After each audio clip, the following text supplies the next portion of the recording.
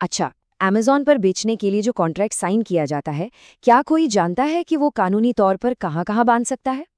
आज हम अमेज़न के बिज़नेस सॉल्यूशंस एग्रीमेंट की उन्हीं छिपी हुई शर्तों को समझेंगे, जिन्हें जानना हर सेलर के लिए बहुत ज़रूरी है।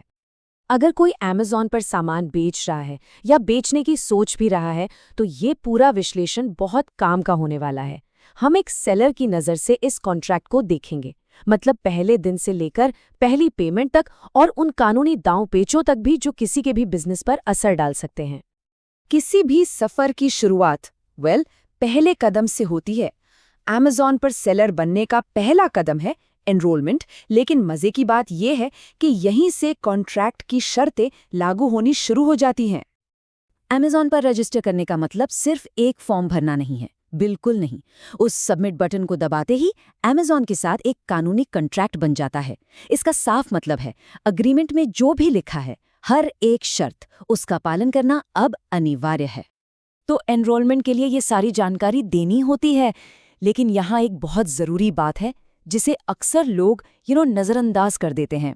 अग्रीमेंट साफ कहता है कि इन सभी डिटेल्स को हमेशा अपडेटेड और सही रखने की जिम्मेदारी पूरी तरह से सेलर की है। एक छोटी सी गलती भी बाद में एक बड़ी मुश्किल खड़ी कर सकती है। चलिए, अब उस सवाल पे आते हैं जो हर सेलर के मन में होता है। पैसा बैंक अकाउंट में कैसे और कब आएगा? आइए, पेमेंट के इस पूरे सफ़र को स्टेप बाय स्टेप समझते हैं। अमेज़न अपनी बिक्री से हिस्सा लेता है और ये 3 मुख्य तरीकों से होता है, जैसा कि यहाँ दिख रहा है।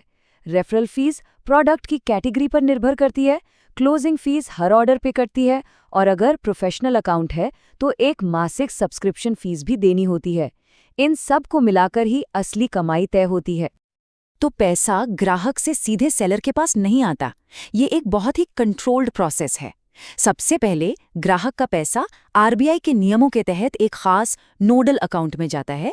वहां अमेज़न अपनी सारी फीस और कोई भी रिफंड की रकम काटता है, और उसके बाद जो बचता है वही सेटलमेंट राशि बैंक खाते में आती है। लेकिन क्या कोई जानता है कि कुछ सिचुएशंस में अमेज़न मेहनत की कमाई को रोक भी सकता है? ये जानना हर सेलर के लिए बेहद बेहद ज़रूरी है। अगर किसी अकाउंट में ज़रूरत से ज़्यादा रिटर्न आ रहे हैं, या ग्राहक लगातार शिकायतें कर रहे हैं, या अमेज़न को किसी भी तरह की धोखाधड़ी का शक होता है, तो कॉन्ट्रैक्ट उसे ये अधिकार देता है कि वो पेमेंट को रोक ले, और ये पेमेंट तब तक रुकी रह सकती है जब तक कि पूरा मामला सुलझ ना जाए।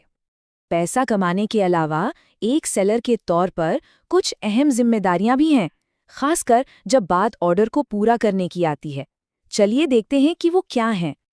देखिए, प्रोडक्ट को ग्राहक तक पहुंचाने के 2 रास्ते हैं। पहला, सब कुछ खुद करना, मतलब स्टोरेज, पैकिंग, शिपिंग, इसे कहते हैं सेलर फुलफिल्ड। और दूसरा, अपना सारा सामान अमेज़न के गोदाम में भेज दो और बाकी सिरदर्द अमेज़न पर छोड़ दो। इसे कहते हैं फुलफिलमेंट बाय अमेज़न या एफबीए। दोनों ही मॉडल्स में जिम्मेदारियां काफ़ी अलग-अलग होती हैं। ये एक बहुत बड़ी गलतफहमी है कि एफबीए इस्तेमाल करने से सारी जिम्मेदारी खत्म हो जाती है। याद रखने वाली बात यह है कि कानूनी तौर पर seller he seller of record होता है। इसका मतलब ये है कि अगर प्रोडक्ट में कोई गड़बड़ी निकलती है और उसे बाजार से वापस मंगाना पड़ता है, तो सारा खर्चा और जिम्मेदारी सेलर की होगी, अमेज़न की नहीं। अच्छा, अब हम अग्रीमेंट के उस हिस्से में जा रहे हैं जहां ज्यादातर लोग पढ़ना छोड़ देते हैं, यानी लीगल भाषा। लेकिन यहीं कुछ सबसे बड़े जोखिम छुपे होते हैं। चलिए, इन्हें आसान भाषा में समझने की कोशिश करते हैं। इस भारी भरकम शब्द क्षतिपूर्ति का सीधा सा मतलब है कि अगर किसी सेलर के प्रोडक्ट की वजह से किसी ने अमेज़न पर केस कर दिया, तो अमेज़न का वकील, कोर्ट का खर्चा और हर्जाना सब कुछ सेलर को ही देना होगा। यह एक बहुत बड़ा फाइनेंशियल रिस्क है जिसे हर सेलर को गंभीरता से लेना चाहिए। ये क्लॉज अमेज़न का एक तरह से सुरक्षा कवच है। वो कहते हैं कि हम आपको प्लेटफॉर्म जैसा है वैसा दे रहे हैं, इसकी कोई गारंटी नहीं है कि ये हमेशा परफेक्ट चलेगा। और अगर सेलर और ग्राहक के बीच कोई झगड़ा होता है, तो अमेज़न उससे खुद को पूरी तरह अलग रखता है। तो अगर किसी वजह से अमेज़न को सेलर को कोई हर्जाना देना भी पड़ जाए, तो उसकी एक ऊपरी सीमा है, और वो सीमा क्या है? और ये सीमा काफ़ी कम है। अगर अमेज़न की गलती से किसी को लाखों का नुकसान भी हो जाए, तो वो ज़्यादा से ज़्यादा उतनी ही रकम देंगे जितनी पिछले 6 महीनों में उन्हें फीस के तौर पर दी गई है।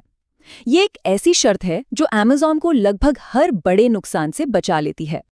और आखिर में उस सवाल पर आते हैं जो हर सेलर को डराता है, क्या अमेज़न अकाउंट बंद कर सकता है और क्या वे कभी भी नियम बदल सकते हैं? चलिए देखते हैं एग्रीमेंट इस बारे में क्या कहता है। ये जानना बहुत ज़रूरी है कि अमेज़न बिना कोई खास वजह बताए भी अकाउंट बंद कर सकता है। उन्हें सिर्फ 30 दिन का एक नोटिस देना होगा। इसका मतलब है कि बिजनेस हमेशा एक अनिश्चितता के साथ चलता है। हालांकि कुछ गंभीर मामलों में अमेज़न 30 दिन का नोटिस भी नहीं देगा। अगर धोखाधड़ी का आरोप है या अकाउंट हेल्थ रेटिंग यानी ग्राहकों की संतुष्टि का जो स्कोर होता है वो बहुत नीचे चला जाता है, तो अकाउंट तुरंत बंद किया जा सकता है। ये एग्रीमेंट कोई पत्थर की लकीर नहीं है। अमेज़न जब चाहे खेल के नियम बदल सकता है।